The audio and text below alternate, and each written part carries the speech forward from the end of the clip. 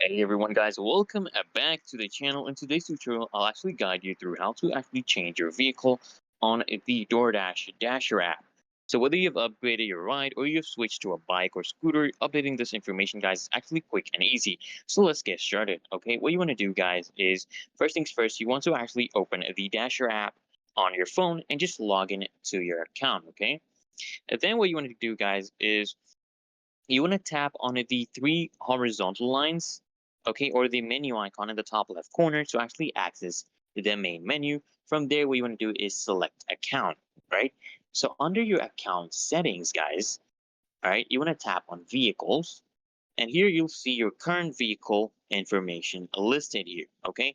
So to actually make changes, what you want to do is you want to tap the edit or add a vehicle button. And if you're adding a new vehicle, you want to enter all the required details like make, model, year, and license plate number, and then just save your changes, guys.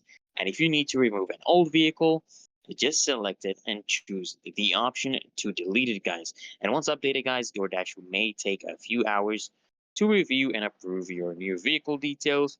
So keep an eye on your email or app notifications, guys. And that's it, guys. You have now successfully updated your vehicle information. And if this tutorial helped, guys, don't forget to like, comment, and subscribe for more quick tutorials. I'll see you guys in the next one.